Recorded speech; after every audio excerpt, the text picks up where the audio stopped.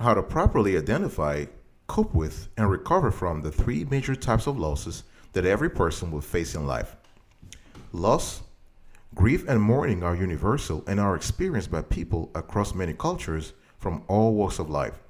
When a feeling of loss arises, learning to cope is essential to be able to bounce back. Today's program focuses on a grieving process. We share with you proven ways to properly identify, cope with, and recover from the three major types of losses that every person will face in life. Stay tuned.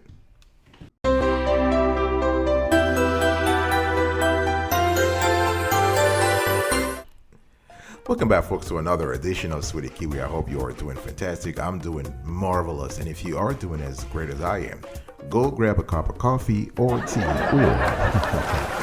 vodka. Let's go. I want to quickly give a shout out to Jaime Vincent in Pomona, Illinois, Amara Good in Liverpool, Illinois, and Amber Richardson in Oakdale, beautiful city of Oakdale, Illinois. Now, before I get into today's conversation, I mean, of course, this is a conversation that is that borders a little bit on sadness, but we're going to try to make it as positive and optimistic as possible. What is grief? Grief is really a natural response to loss, right? This is actually the emotional suffering that you feel when something or someone that you love is taken away, right?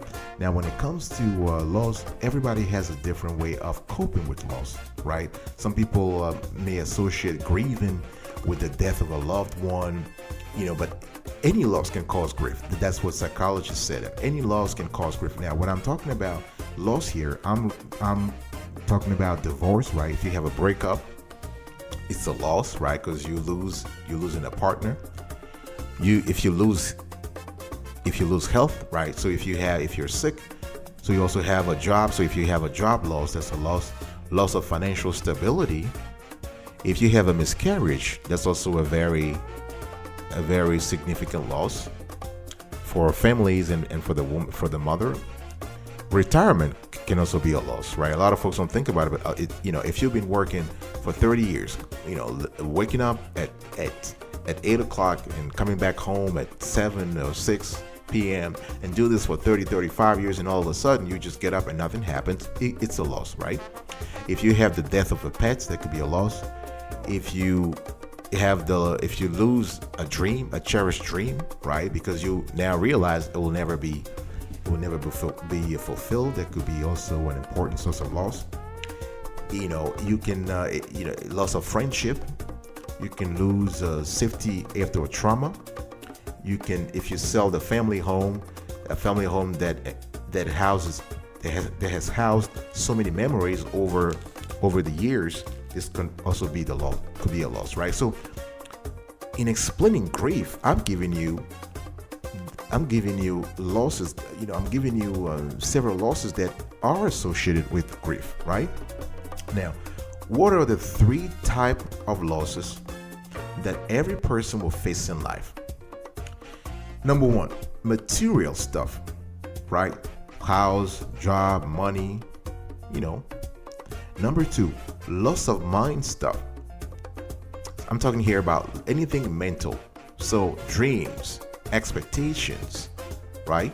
And the third type of loss is loss of souls. So for instance, death, divorce, relationship breakups.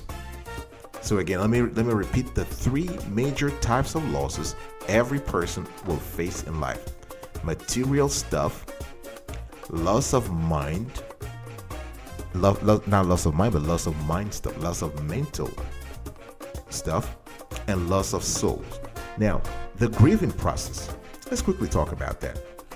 Now, the grieving process is basically, when it comes to grieving, we all have to understand it remains a highly individual experience, right? Because everybody sees things differently, and so there is no right or wrong way to grieve, right?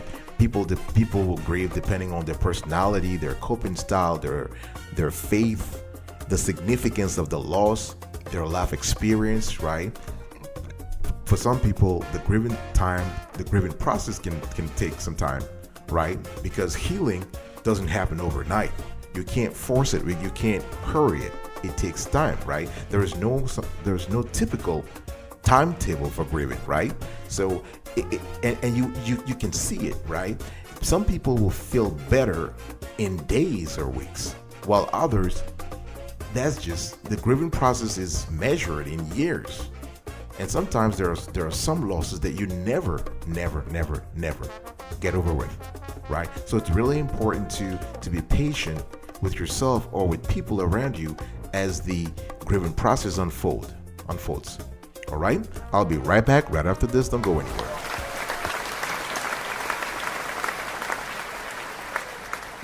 Welcome back, folks, to another edition of Sweetie Kiwi. We're talking about how to properly identify, cope with, and recover from the three major types of losses that every person will face in life, right? So I want to quickly give a shout out to Jesse Chapman in Fairbanks, Alaska. Fatima Bright in Ketchikan, Alaska. Ketchikan, that's a nice word. And Valerie Early in Kodiak, Alaska. Really want to thank you for your feedback and everything else, your comments. We really appreciate that. For those who want us to also give them a shout out on air, please consider subscribing to our channel. Turn on the notification bell so you can be notified whenever we have a new show. Comment below, share, like. Now, I want to talk to you a little bit about the 5 stages of grief, because there are some myths and facts about grief and grieving, and this is kind of critical. Now, the reason why I'm talking about the 5 stages of grief here is that for you to be able to identify, cope with, and recover from any loss you have in life, or if you want to help someone, you need to know exactly what stage they're in, right? Now, the 5 stages of grief are denial, anger, bargaining, depression, and acceptance. Now, this was, I call it dab. This was actually coined. The steps were coined in 1969 by psychiatrist Elizabeth Kubler-Ross. She was the one who introduced what became known as the 5 stages of grief. All right, and so denial. So, for instance, this can be happening to me. How come I haven't done anything, right? So when we have something, when you have a loss, people start thinking, wow, why is this happened to me? I've been a good boy. I've been a good girl. I've done things right. So they are in denial. And then you have the next stage, the next step here is anger, right? So why is this thing happening? Who is doing this? Why are they doing it to me? So people are here now angry, and the madness develops next into bargaining, right? Because they realize that they're pissed, excuse the word, they're not happy. They realize that things are not changing, right? So now they're trying to bargain. They're trying to, come to the table to negotiate some kind of positive outcome. So they might be saying something like, please just don't let this happen to me. I will, in exchange, I will do this for you. I'll help you. Or if you are in a relationship where one partner wants to break up, in the bargaining phase, you have the other partner who would say something like, no, let's just give our relationship another chance. I will change. I'll do things differently going forward. That's the bargaining phase. Number 4, depression, right? Depression is the phase where people are just lethargic. They are just so sad they can't do anything. They can't move. I'm talking literally they can't move, both mentally, physically, intellectually, emotionally. That's the very definition of lethargy, right? So you kind of have this state where folks are just like lethargic, and that's bad. And the last stage of grief is acceptance. So when everything has happened, when they have decided to fight, when they have decided to do everything, to throw stones, to cry, to scream, to fight, and they realize that nothing has changed, and then what's done is done, then they accept it. They are at peace with what happened. They are okay with it, right? And you usually see this in relationship, after breakups, folks will fight for a while, and then as time passes by, they will they start accepting their fate. They start accepting things as they are, right? Now, how do you cope with the grieving process? Now, grieving is part of life. You can't avoid it. But there are ways to help cope with the pain. There are ways you can come to terms with your grief. And most importantly, there are ways you can find a way to pick up the pieces and move on with your life. Because again, whether you accept it or not, it has already happened and there's nothing you can do about it. All right? So the first thing you want to do is you want to acknowledge, you want to recognize the pain. Right? Because the thing is, if you accept the grief, you are indirectly or directly triggering various and unexpected emotions, and some of which are positive. Right? One thing you need to remember is that your grieving process is idiosyncratic. In other words, it is unique. It is specific to you. As I said earlier, people cope with loss differently, depending on their experience, their life path, their situation, right? So you want to understand that your grieving process is unique to you. One thing you want to do is that you want to surround yourself with the right people. Seek face-to-face time with people who care about you. I'm very serious about this. People who care about you. Don't call them. Don't write emails. You want to seek face-to-face. You want to go visit them, or you want to ask them to come visit you. Seek face-to-face time. Now, you also want to take care of yourself physically. This is very important. You want to go to the gym. You want to make yourself. You need to take care of yourself, because taking care of yourself physically will help you support yourself emotionally. Let me repeat that. By taking care of yourself physically, you are supporting yourself emotionally, right? Because I'm not getting to the details here in terms of when you work out, all the hormones that all the hormonal activities that go on in the body that are very good to you, right? For instance, you have dopamine, you have the runner's high, that kind of stuff. But what's even more important here is that by looking at yourself in the mirror, if you work out, if you take care of yourself physically, if you pamper yourself, and you're able to see yourself in the mirror and see a good image of you, that could help you emotionally, and that will catapult you back into the circle of great people, right? Now, another thing that's very important here is to acknowledge the distinction that we should have between depression and grief, right? Grief is something normal. Depression is not. But the thing, unfortunately, if you can't handle grief the proper way, this might trickle into depression. All right? I'll be right back right after this. Don't go anywhere.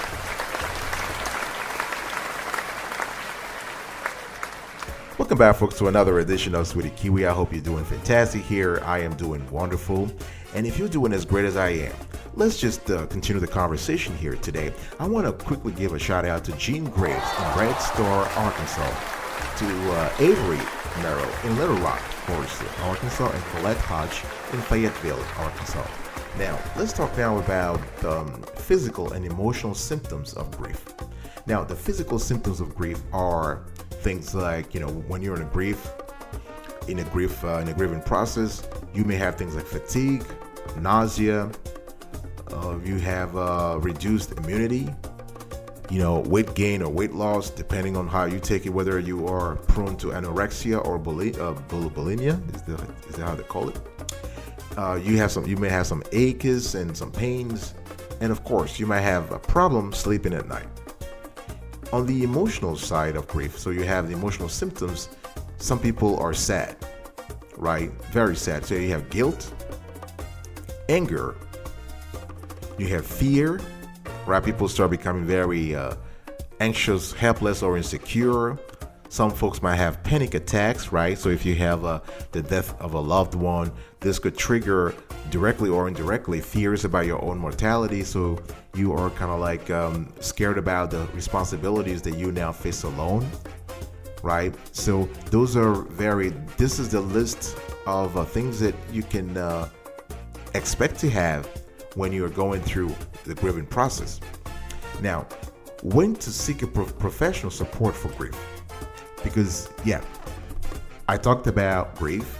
I talked about the physical and emotional symptoms of grief, right? Now, how do you fix those? How do you seek support? How do you get yourself helped? Now, the thing here, if you're experiencing, grief, complicated grief, or clinical depression, I think I already talked about that grief is distinct from depression, but grief may lead to depression. If you're experiencing symptoms of that, you want to talk to a healthcare professional. You want to talk to a mental health professional right away. Why? Because if you don't treat that situation quickly, complicated grief and depression can lead to significant emotional damage, right? And some people even commit suicide. So you don't want to do that. So if you talk to a grief counselor or a professional therapist, you are able to find solutions to your life problems. You're able to come back on life. Come back to life. You're able to find a way to live life within your comfort zone by accepting what has already happened, right? Because a therapist can help you understand that life is still worth living, can help you ditch the regret about the loss. For instance, if somebody died and you're feeling, oh, I wish I would have died with that person, the grief counselor can also help you ditch the guilt about like you're trying to blame yourself for the loss that happens or failing to prevent it. It's not your fault, right? Another thing you want to do, you want to work on, is to connect back with your colleagues. You want to surround yourself with your colleagues, with your loved ones, with your family members, with your friends ASAP. You want to be able to start trusting people again. So if you have a loss, let's say you have a breakup, and you are just seeing, you just believe that all men or all women are just they're just bad people because you've had a bad experience with one or two, for that matter, right? So that's a no-no. And again, the professional therapist or the grief counselor or any kind of mental health professional can help you gradually get back on track, right? Especially, for instance, if you cannot perform your normal daily activities, if you cannot function as a productive member of society, you need help. And don't be shy. Don't be uncomfortable seeking help. It's normal. Everybody goes through that at some point, right? I'll be right back right after this. Don't go anywhere.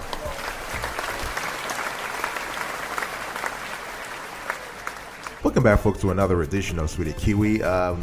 Just want to quickly give you, give a shout out to another of our beautiful fans and listeners in the United States, particularly in Indiana. So we have Chris Campbell in Evansville, Indiana, Abby Red in South Bend, Indiana, and Bella Cox in the beautiful city of Carmel, Indiana. Thank you so much. We really appreciate it. Bella, Abby, and Reed. Abby and Chris.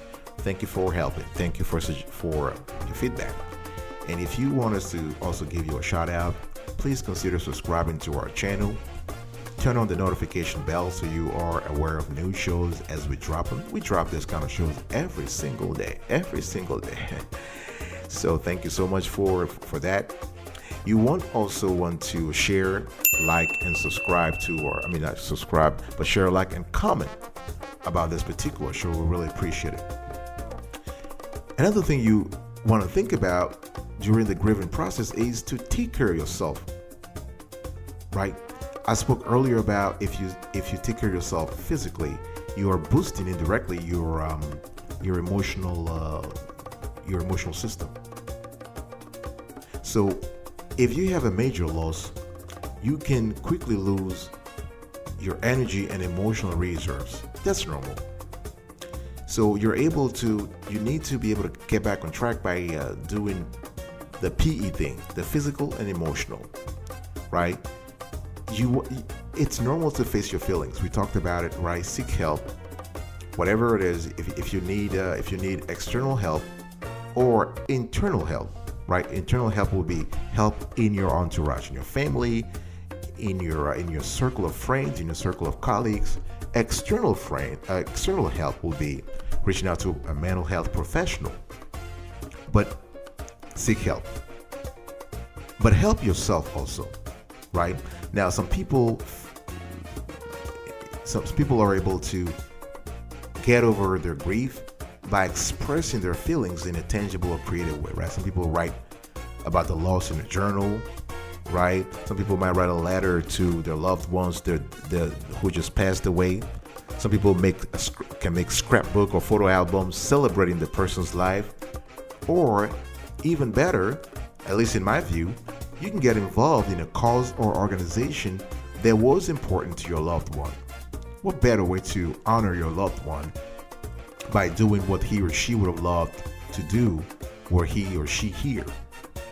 Another thing you want to do when it comes to taking care of yourself is to, have hobbies and interests, right? This is very important. You want to get back into your routine. You want to travel if you want to. You want to take up a new class. You want to meet new people. You want to go to a networking event. You want to get there. You want to get out there, right? Because remember, the body and the mind are connected.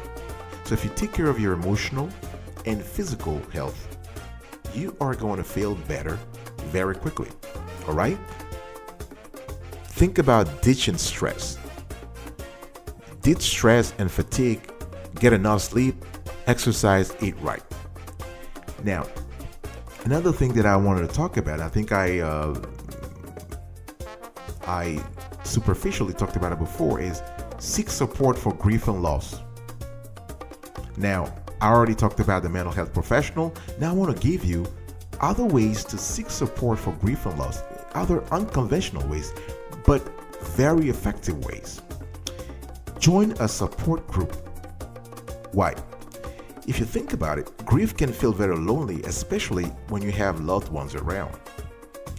But you can actually, if you're able to find a support group, you will be able to not only help other people, but they in return can also help you. I'm talking about support group, and where can you find those support groups? They are everywhere. Go online, go in your community, contact your city, contact the city hall and ask for a support group.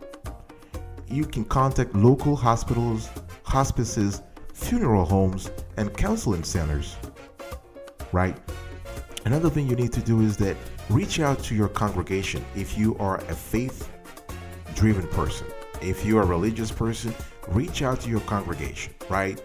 Your church, your mosque, your temple, your synagogue,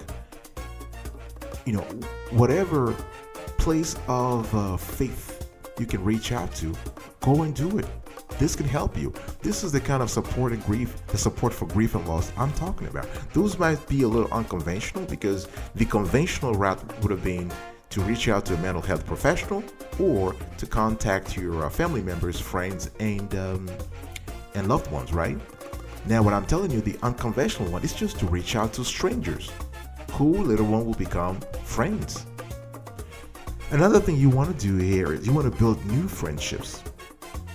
And you can do so by going to professional networking events, by volunteering, by engaging in charitable and philanthropic activities, by giving out your time for somebody else, by putting in a lot of time and effort and resources into a cause that was dear to the person you lost. If we're talking about if you're talking about the death of someone, right? So the thing here is that what I'm trying to say, just to recap here, you have to get out there. You have to seek support for your grief and loss in different ways. All right?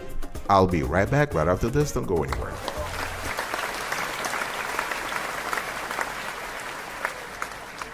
Welcome back, folks, to another edition of Sweetie Kiwi. I want to wrap up today's conversation around the grieving process. For those who just joined us and want to know more about the context of today's conversation, we talked about the fact that loss, grief, and mourning are universal, and are experienced by people across many cultures from all walks of life. When a feeling of loss arises, learning to cope is essential to be able to bounce back. Today's program has focused on the grieving process. I've shared with you proven ways to properly identify, cope with, and recover from the three major types of losses that every person will face in life. Now, let me recap this. Today I talked about, before I do this, let me give a quick shout out to Eliza Newman in Buenos, Texas. Maisie Turner Rama Love Science, that's in Texas, and Jakey Bailey in Texas. I spoke about what is grief, what are the three major types of losses that every person will face in life, right? We talked about material loss, the loss of mental stuff, right? Expectations, dreams, and the third one here is the loss. Let me just quickly see this. Loss of souls, right? So death, divorce, relationships, that kind of stuff. All right, and so I also spoke about the grieving process, the 5 stages of grief, right? Denial, anger, bargaining, depression, and acceptance. I spoke about how to cope with the grieving process, the physical and emotional symptoms of grief, when to seek professional support for grief, how to take care of yourself during the grieving process, and how to seek support for grief and loss unconventionally. All right? So this is very important. Now, and another thing, and this is today's call to action. Today's call to action, in every show, we always have a call to action. We want our viewers and listeners who are involved in the topic at hand to take some specific actions. So if you are currently grieving or someone around you is currently grieving with loss, you want to help them, and there are a few things you need to do. Acknowledge and accept the feelings. You want to take steps to start to fill up the void within. Remember, I told you there's always a gap, there's always a void when there is loss, when there is grief. You want to learn to grow from the loss, right? You want to replace the negative feelings with positive ones. You want to substitute the inner critic with the inner praiser, with the inner admirer. Change the inner conversation you're having. Feel liberated. Move forward. Another thing you want to do is you want to become more emotionally stable. And how to do that? You take care of yourself physically so the gain there bounces back on the emotion. Right? You also want to avoid the ups and downs when it comes to emotional imbalance. You want to surround yourself with the right people. Evaluate your faith. Reach out to new friends. Engage more with your community. All right? This is it, folks. This is it. Thank you so much for listening to me. Oh, yeah. Here is today's pro tip, and I will say this right after this. Don't go anywhere.